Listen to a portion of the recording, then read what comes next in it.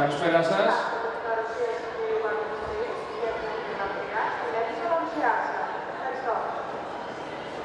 Καλησπέρα σας και πάλι. Καλώς ήρθατε. Λέγομαι Βαρκουφτσής Γιώργος, είμαι αγιογράφος. Έχουν υποθεί πολλά για την τέχνη της αγιογραφίας. Αγιογραφία σημαίνει εν συντομία ελληνισμός, Ελλάδα, παράδοση. Είναι αυτό που είμαστε σαν χώρα, σαν λαός. Σήμερα θα κάνουμε λίγο εντάχει, γιατί δεν έχουμε πολύ χρόνο, μας πιέζει ο χρόνος, την αγιογράφηση του προσώπου της Παναγίας. Η χρωματολογία ενός προσώπου, έτσι, δεν έχει διαφορά από ένα πορτρέτου. Είναι ακριβώς το ίδιο πράγμα, απλώς αλλάζει η διαδικασία και η χρήση. Τα χρώματα αυτά υπάρχουν έτοιμα, έτσι, γιατί είμαι επίσης και ιδιοκτήτης της εταιρείας Algreco, παραγωγής υλικών στην Ελλάδα. Σε υλικά υπάρχουν σιλογραφική, αγιογραφία, τέχνης και ντεκουπάζ επίσης και χόμπι. Τα χρώματα λοιπόν του πορτρέτου ή σαρκωμάτων, για όσους γνωρίζουν κάτι από αγιογραφία, υπάρχουν έτοιμα σε σκόνες, φρωστικές ή και ακριλικά ακόμα, έτσι, και σε λάδια. Λοιπόν, ξεκινώντας, παράλληλα θα εξηγώ έτσι στην πορεία, έχουμε βάλει το πρόπλασμα, καταρχάς, για να μην χάνουμε χρόνο, και τα πρώτα σημεία τα χαρακτηριστικών. Εδώ πέρα θα αρχίσουμε να πλάθουμε το πρόσωπο, έτσι. Στην ουσία, η χρωματολογία του προσώπου ή των σαρκωμάτων είναι μια ανάπτυξη ενός πορτοκαλί χρώματος. Είναι πολύ μεγάλη συζήτηση, έτσι, η οποία δεν ξέρω πότε και πώς μπορεί να γίνει. Λοιπόν, ξεκινώντας, ξεκινάμε και απλώνουμε στη βασική φόρμα το πρώτο φως.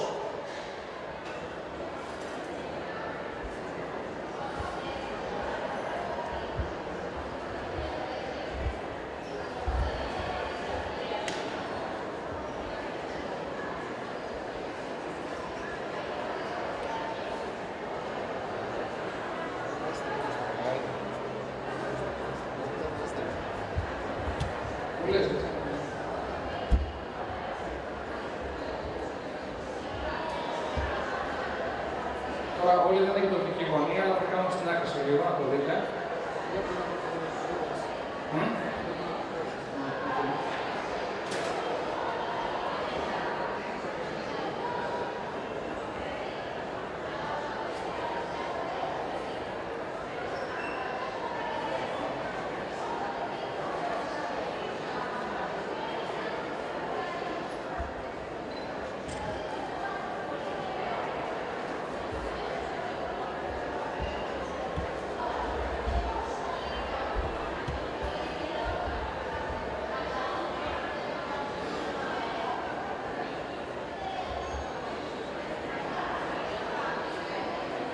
Είναι διάφοροι τρόποι που μπορεί να δουλευτεί ένα πρόσωπο η σάρκα και γενικά η ζωγραφική. Έτσι. Ένας συνηθέστερος τρόπος είναι από το σκιά στο φως. Μπορεί να γίνει και ανάποδα.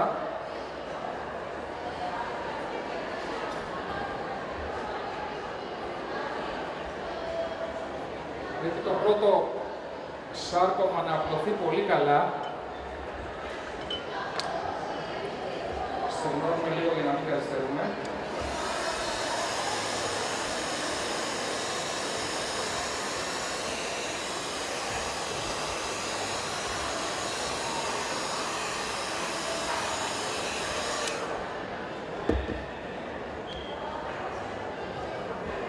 Συνεχίζουμε να απλώνουμε τη σάρκα μας, το πρώτο φως όπως λέμε. Πρέπει να γεμίσει καλά στα βασικά σημεία και απλώνουμε λίγο πιο αχνά στις άκρες για να γίνει το δέσιμο μετά.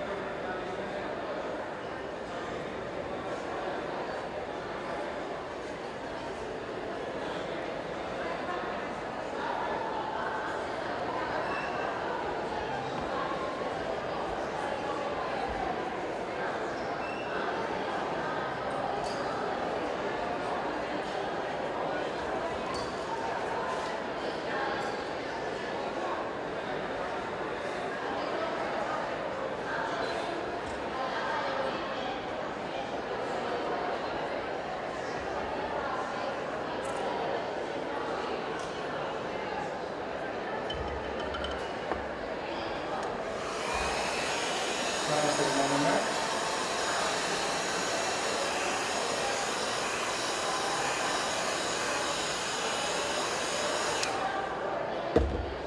Πάμε για τρίτη φορά να γεμίσει καλά, να πατήσει καλά στις βασικές φόρμες και πλέον όχι στις άκρες.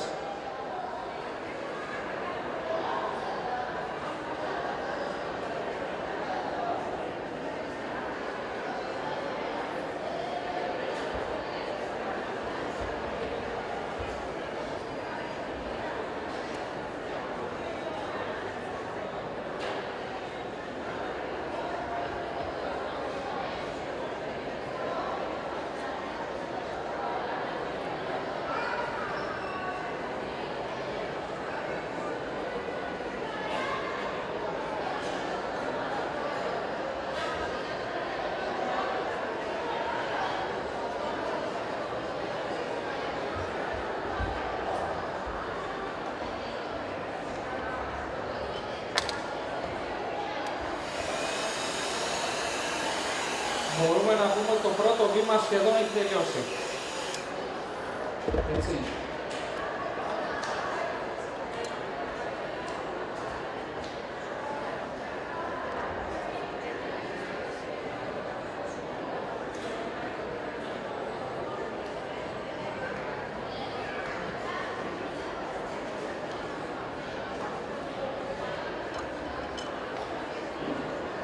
Δίνουμε το βασικό σχήμα στα μάτια, στις σακούλες κάτω από τα μάτια, κόβουμε δηλαδή, με το προπλασμό μας.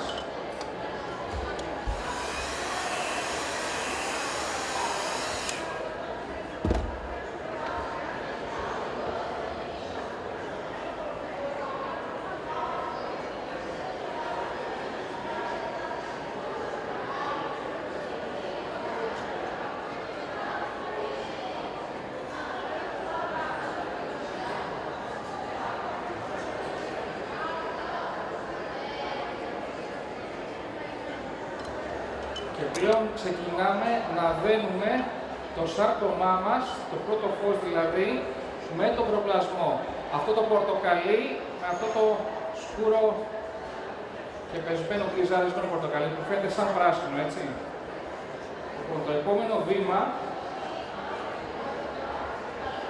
είναι ο γλυκασμός. Λέγεται και γλυκασμός.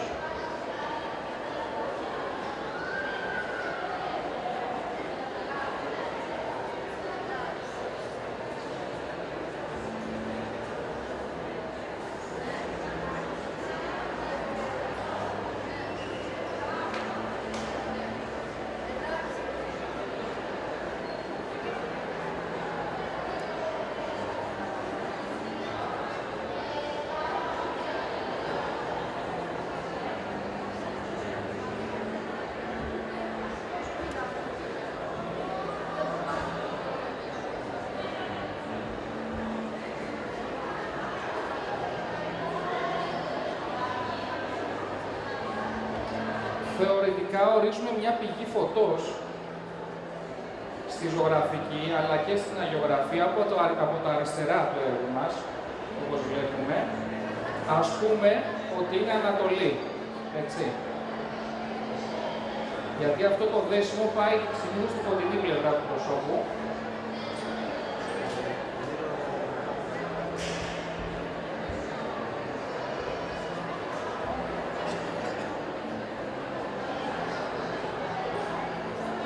Επαναλαμβάνουμε λίγο για να δώσουμε λίγο ένταση.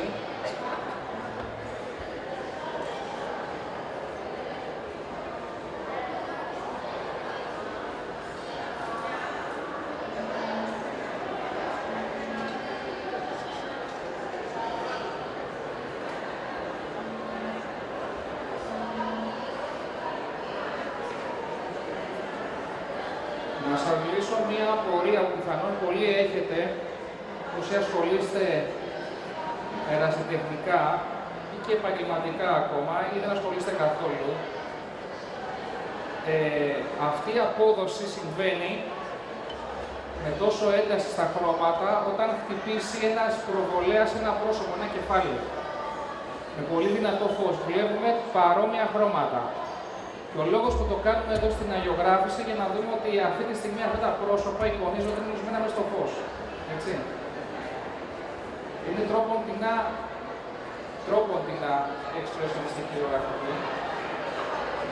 Αν και η αγιογραφία σημαίνει σχεδόν όλα τα ρεύματα του ζωγραφικής της τέχνης μαζί. Προϋποθέτει.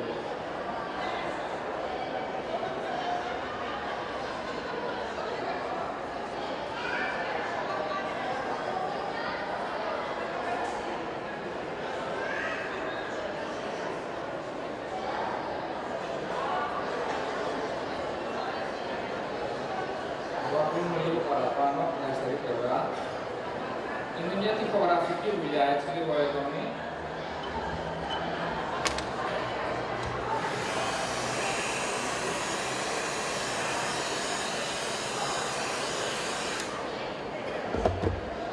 Είμαστε σχεδόν έτοιμοι για να προχωρήσουμε λίγο την ένωση με το πρώτο φως μας.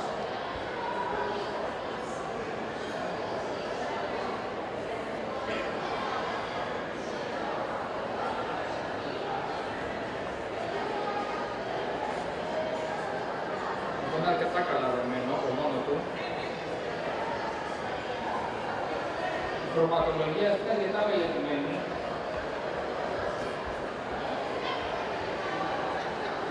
Και βγήκε κατόπιν μελέτης παλιών μνημείων από κοντά.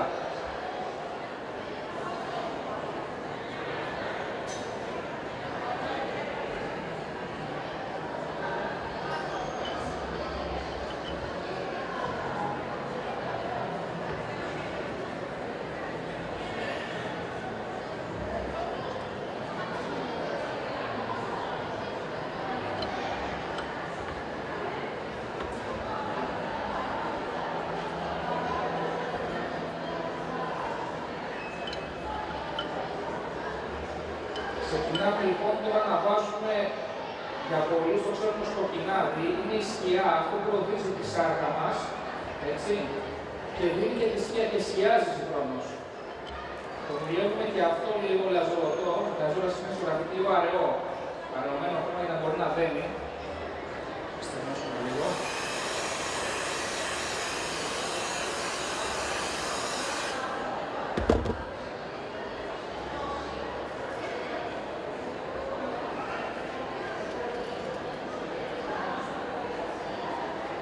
Βάζουμε από τη σκιερή πλευρά και θα δείξουμε λίγο τη σάρκα.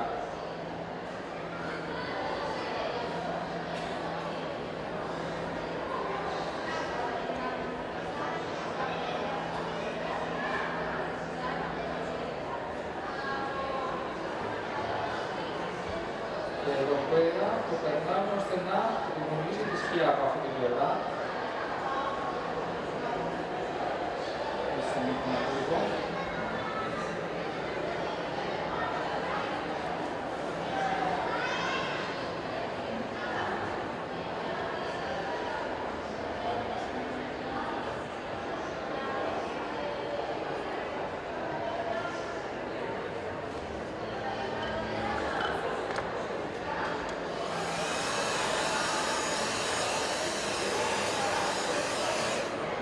Έχουμε δημιουργήσει πολύ έντονες αντιθέσεις, οι οποίες θα λειτουργήσουν ως φίλτρο. Στη συνέχεια, δεν θα πέσουν άλλα χρώματα από πάνω και θα φιλτράρουν τα από κάτω.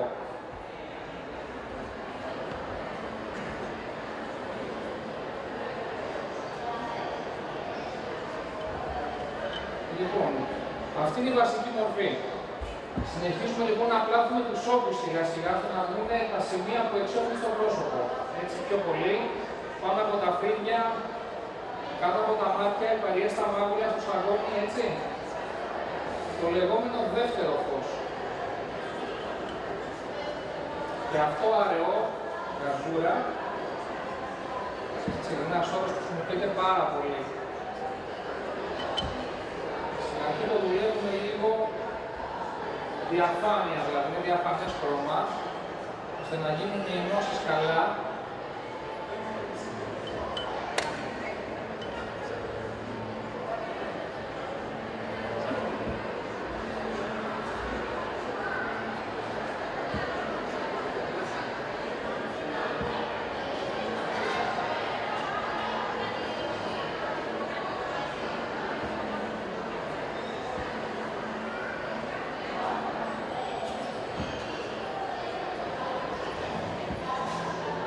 όπως βλέπετε, ίσα που περνάμε ένα πολύ απαλό φίλτρο, έτσι.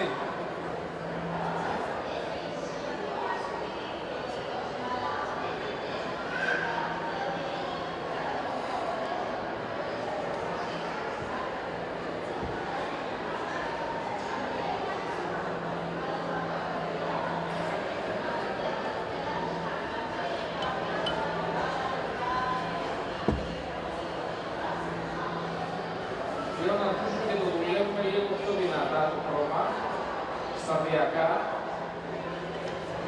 Είναι πολύ μαλακό.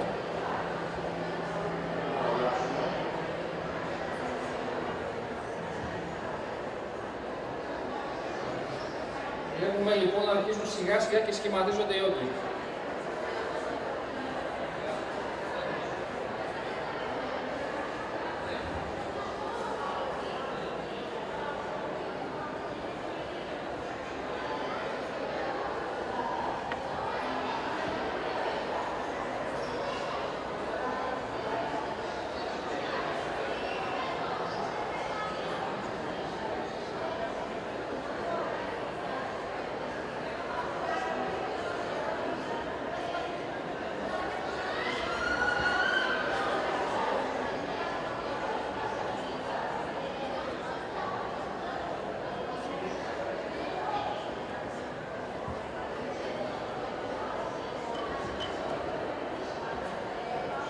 Επιμένουμε λίγο πιο δυνατά για άλλη μια φορά.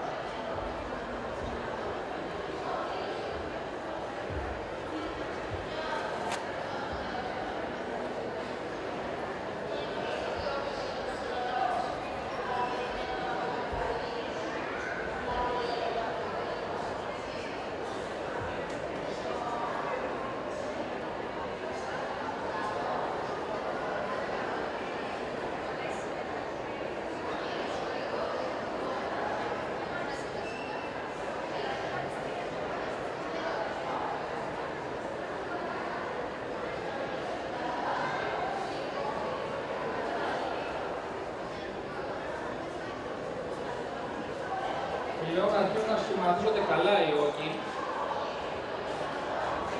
Πάμε στο τρίτο φως. Ξεκινάμε και το ίδιο να δουλεύει με διαφάνεια σιγά σιγά για να είναι ελεγχόμενη το θέσιμό του με τα υπόλοιπα σημεία.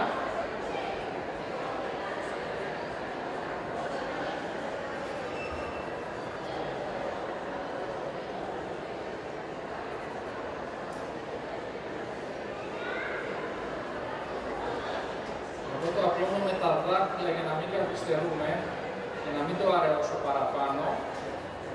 Έτσι είναι ένας τρόπος κι αυτός, αν βιαζόμαστε.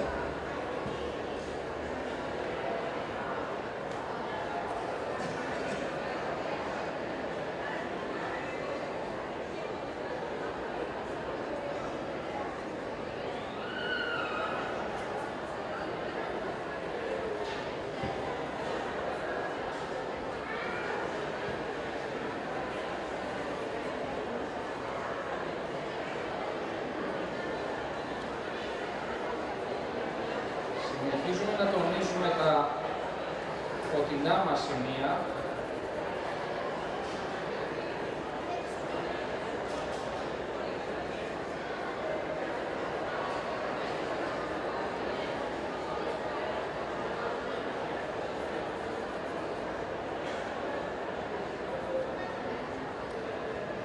Όπως βλέπετε αρχίζει και παίρνει παρουσία, έτσι.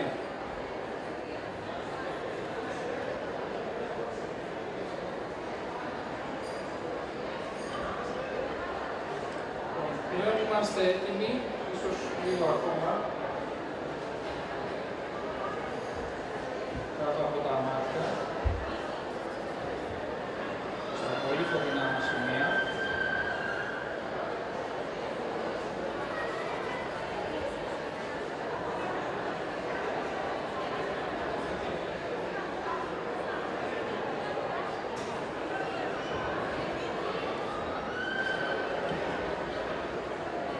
Είναι έτοιμο το έργο μας να δεχτεί τη λεγόμενη ψηλικιά. Έτσι, είναι λευκές άσπρες γραμμούλες που τονίζουν τα πολύ φωτεινά σημεία. Έτσι. Είναι ο ίδιος ακριβώς τρόπος, τα καλά γυμνησιακά ή τα καλά πορτρέτα με πολλή λεπτομέρεια, είναι ακριβώς ο ίδιος τρόπος χρήσης των χρωμάτων. Έτσι, απλώς είναι άλλη σειρά. Και μπορούμε να αλλάξουμε την τονικότητα.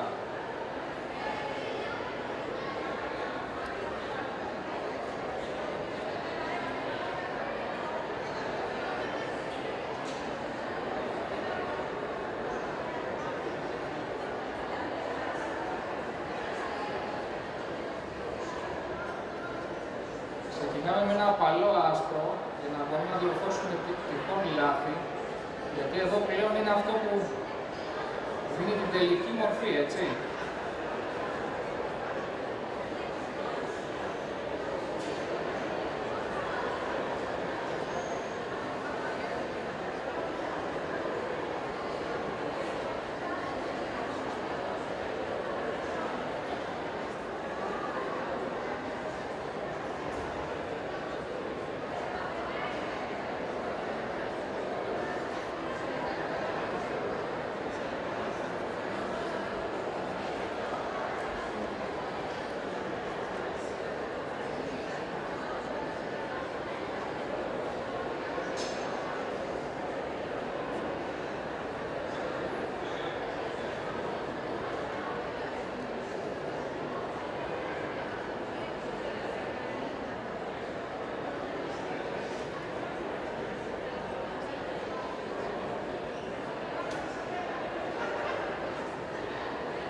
Όπως βλέπετε, σκουπίσουμε πάντα το πινελάκι λίγο, να μην έχει πολύ χρώμα και να είναι ελεγχόμενο.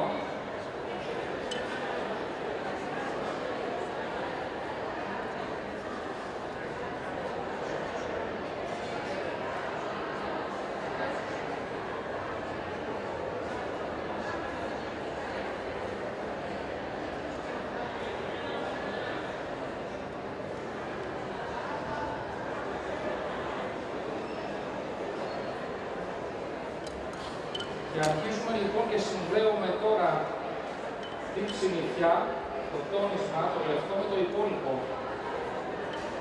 μέρος του προσώπου ή σάρκας.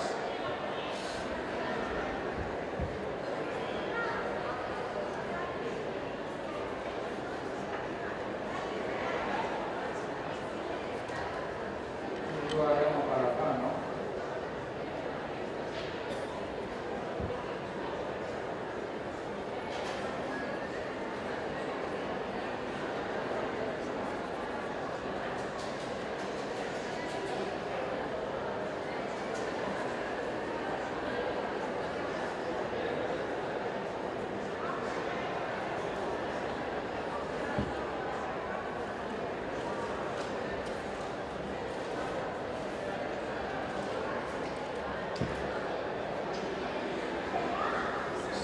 Λοιπόν και τονίζουμε σιγά σιγά και ακούμε και τα σημεία που φωτίζονται πλέον, έτσι. Φυσικά είναι το άκρο της μύτης στο σημείο που εξέχει.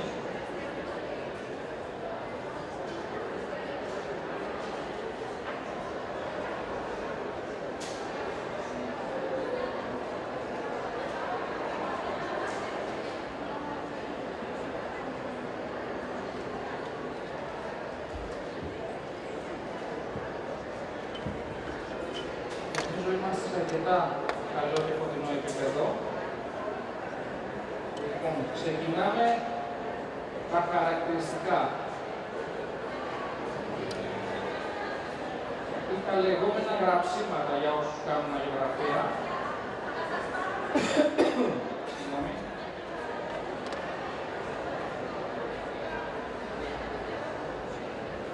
Είναι το πιο ελαφρύ, απαλό χρώμα ή γράψιμο.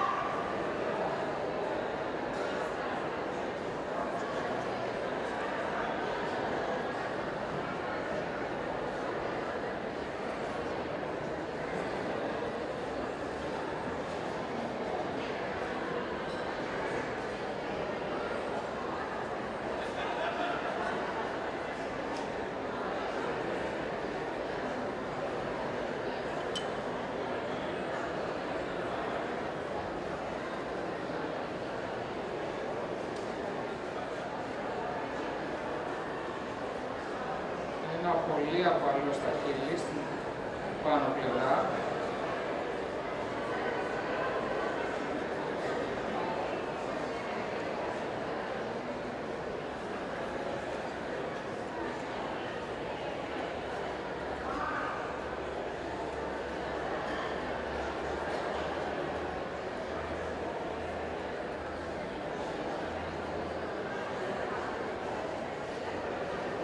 Ξεκινάμε να σκουραίνουμε τα σημεία μας.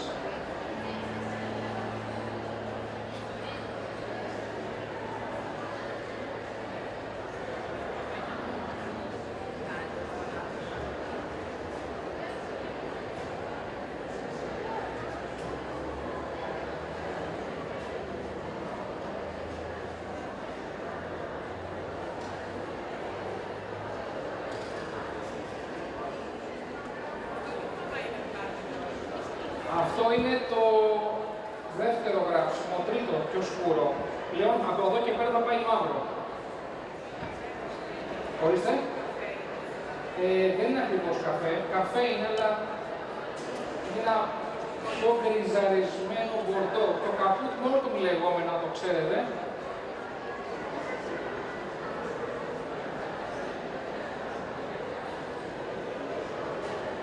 Το οποίο θα το βρείτε επίσης και τη σάρκα, έτσι στο εμπόριο με σκόνες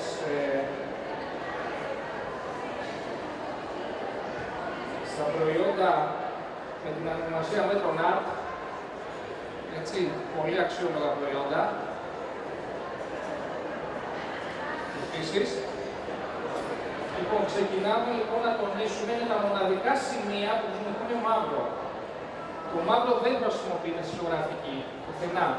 Και ο λόγος γιατί απουσιάζει τελείως στην ουσία, μαύρο σημαίνει ανακατεύουμε όλα μαζί τα χρώματα όταν έχουμε να κάνουμε με υλικό, έτσι, ή πλήρη απουσία χρώματος. Στα υπόλοιπα αυτό που χρησιμοποιούμε όταν μπερδέψουμε τα τρία βασικά χρώματα μαζί, σχεδόν παράγουμε μαύρο, σχεδόν. Αυτό χρησιμοποιείται. Μαύρο, αυτούσιο, χρησιμοποιείται μόνο στα φρύδια και στα μάτια.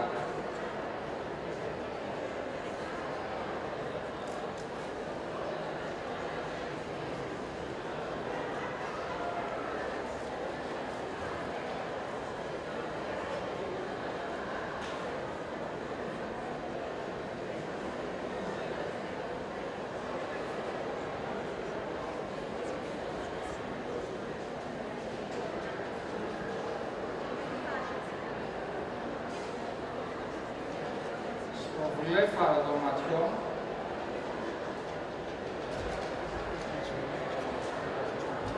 Είναι μισή ώρα. Είναι μισή.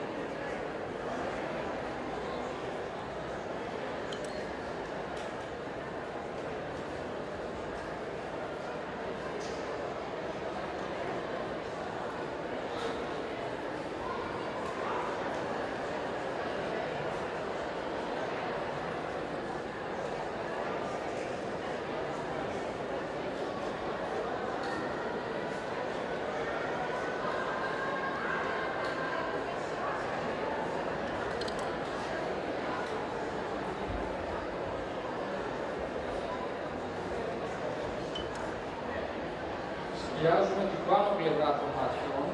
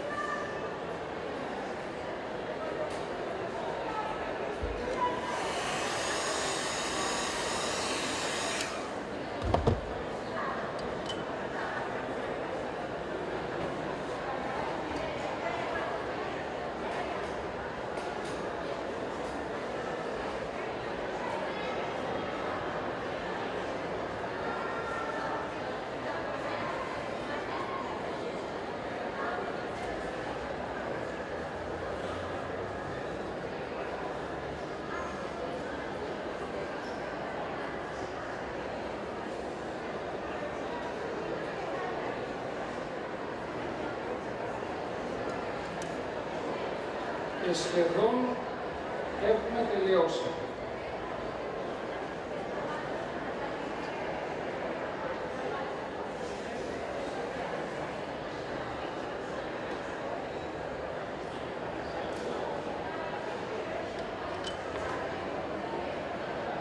Ένα τελευταίο γράψιματάκι να περιγράψουμε το σκαφόν μας.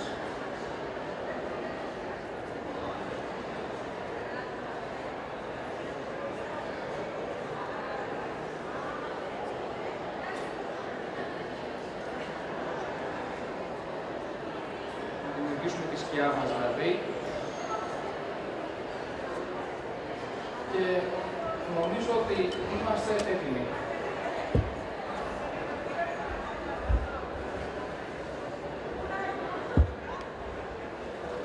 Κάποια πορεία.